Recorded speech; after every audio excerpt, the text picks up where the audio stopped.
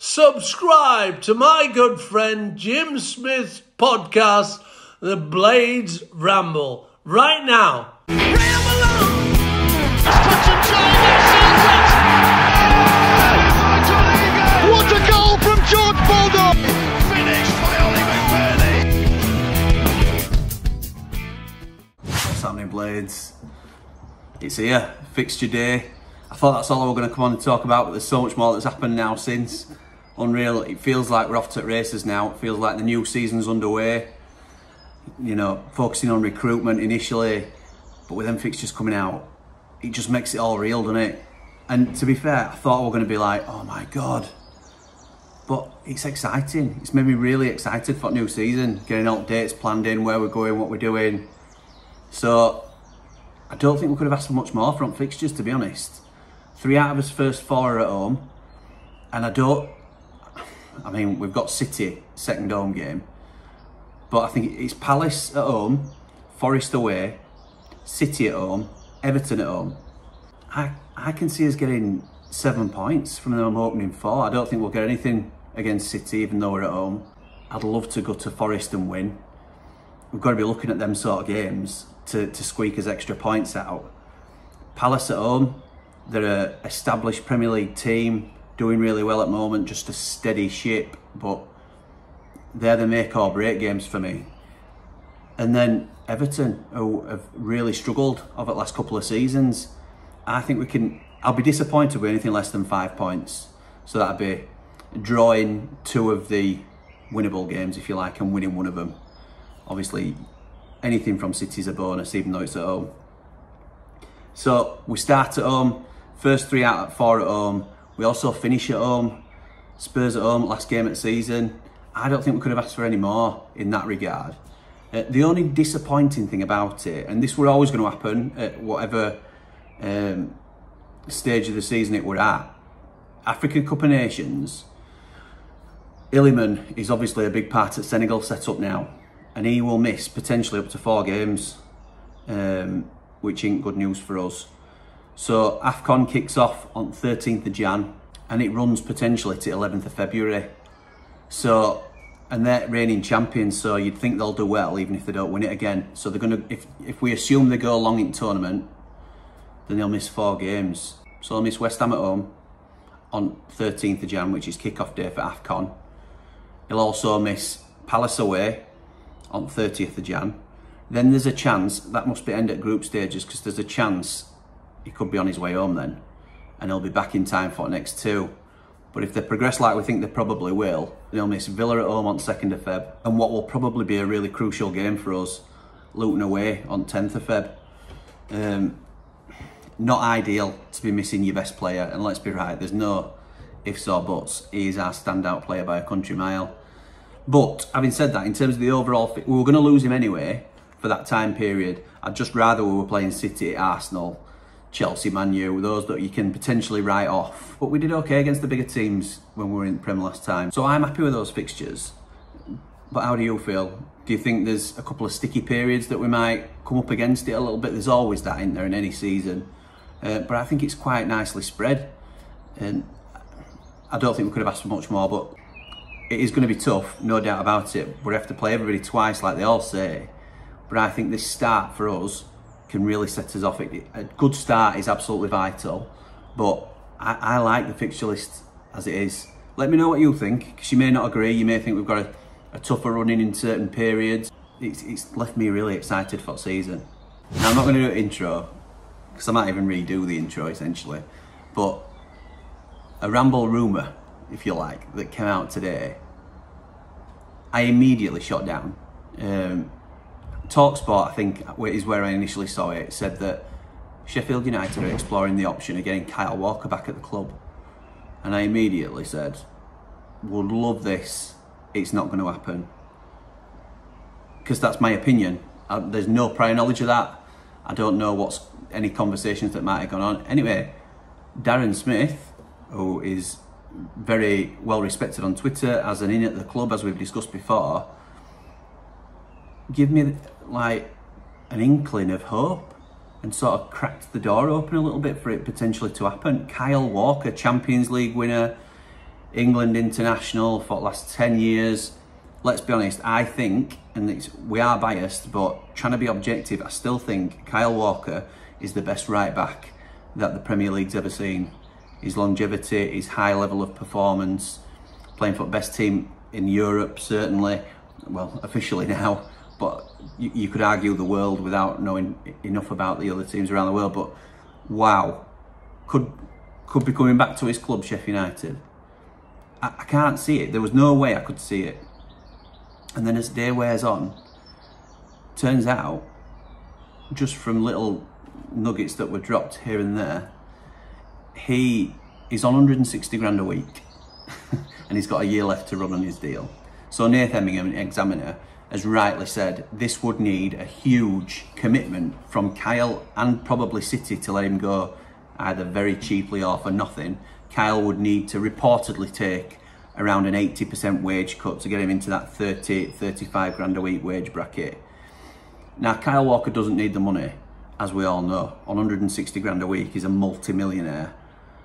And he definitely wants to play for the club again because he's a blade and he's talked about it all his career. But when you've other clubs interested like Villa and West Ham, certainly Villa could match his current wages, I would have thought. Certainly the ambition that they're showing. He's also got offers from Saudi who could even increase his wages. So money is going to be a huge factor in this. It's going to be money against what he wants to do. But from what I understand, we have been in touch with Kyle's representatives. We've had conversations off the record and he's thinking about it. We're offering him a 3-year deal. I don't know the money's involved, but it won't be anywhere near what he's on. It'll be a percentage, very small, probably a 20% percentage like Nate's alluding to. And I just, look, it goes completely away from what the Prince said we were targeting, but sometimes these opportunities come out and you cannot pass them up. Can you imagine, well, a back five of Kyle Walker, Egan and Anel as your three, and Baldock and Reece Norrington-Davis as your wing backs? I just think, how great is that? I mean, I replied to Darren saying, is it too ridiculous or something along those lines to say that this one signing could be the difference between surviving and being relegated? And he said, yeah, it's way too dramatic. But I'm not sure it is. I mean, I get too excited about these things, as you know, but what a difference he would make to us. What a difference. He'd get in any side in the Premier League. He's only just starting to struggle to stay in City team. Again, best team in certainly Europe. So what? Coming to little old Sheffield United. I just think it gives us more than a puncher's chance if he were to come. Wow, it's just unbelievable to even think about.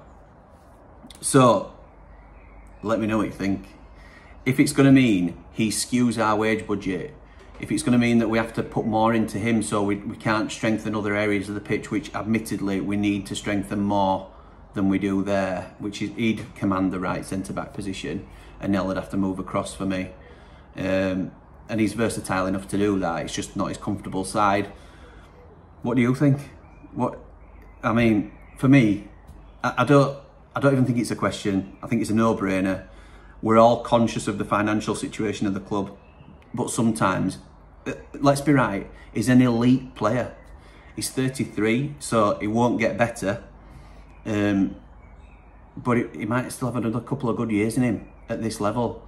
And I think if we can get anywhere near the player that he has been for the last 10, 15 years, it's an absolute no-brainer. We should be utilising everything we can, all the leverage of us being his boyhood club. Get him in. Wow.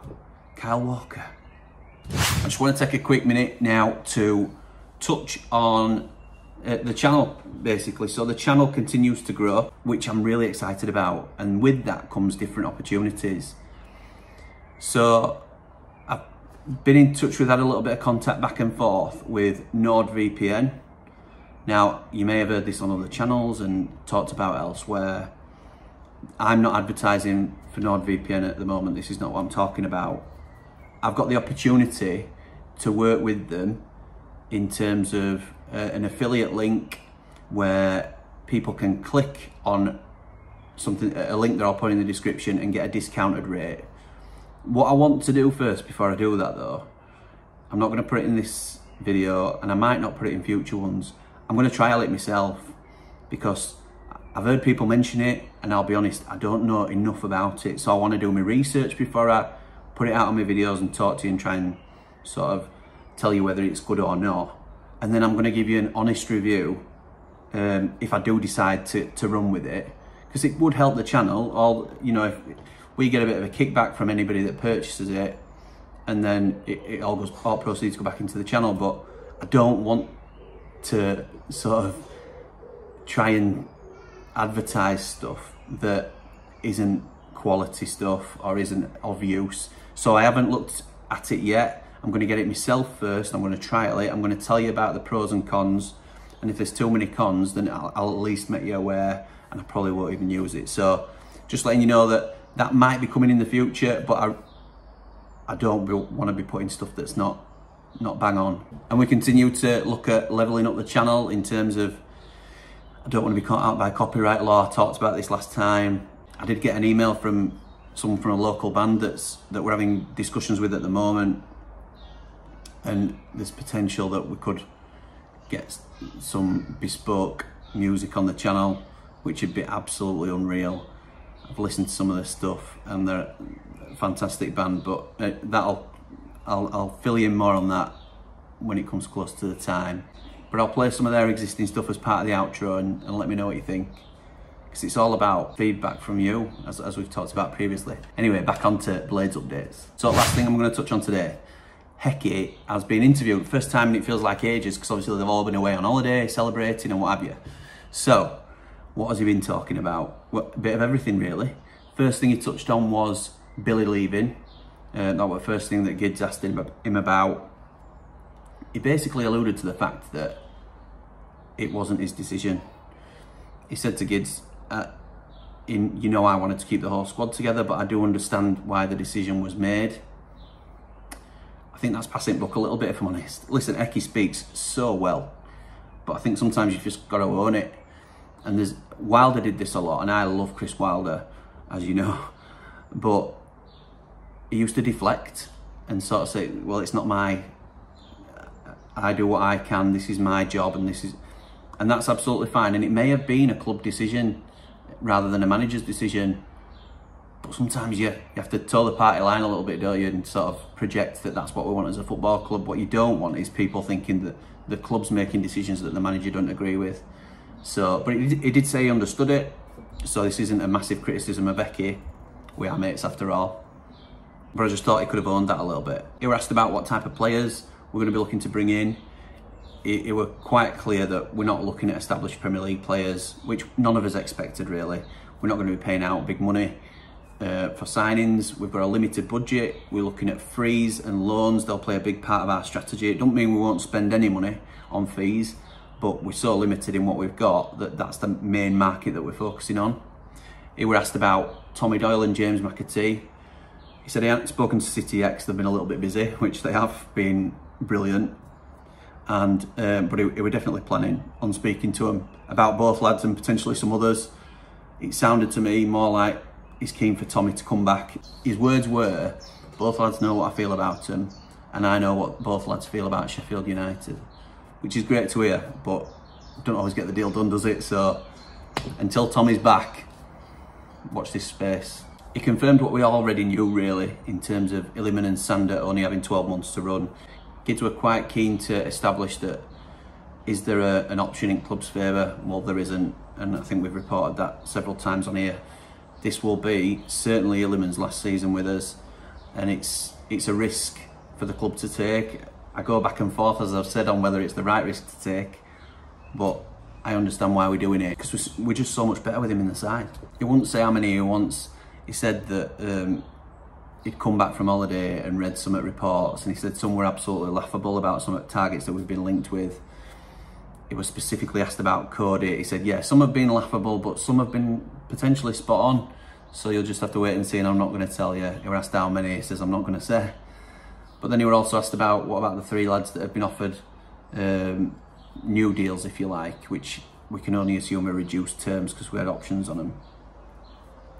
And that's Robinson, Osborne and Fleck. He hasn't heard one way or other, yay or nay, but he has heard positive things, is what he said. So if they are reduced terms, I think that's okay. I still think we could have moved on, certainly from Fleck. Ideally Osborne. I mean, Jackie Longthrow did enough to earn a deal, but I'd be wanting a different starter at left centre half. So yeah, positive vibes out of those 3 in terms of the negotiations. Another good interview from Eki. He speaks so well, as I've said. I think we're in safe hands with him.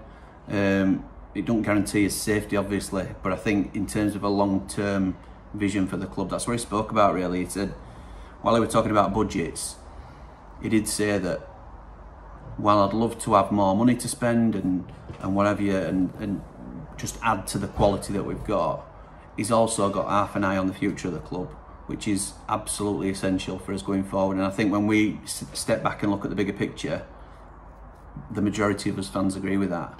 So let me know what you think. Do you agree with what Eki's saying in terms of plans for the season? Are you daunted by the fixtures?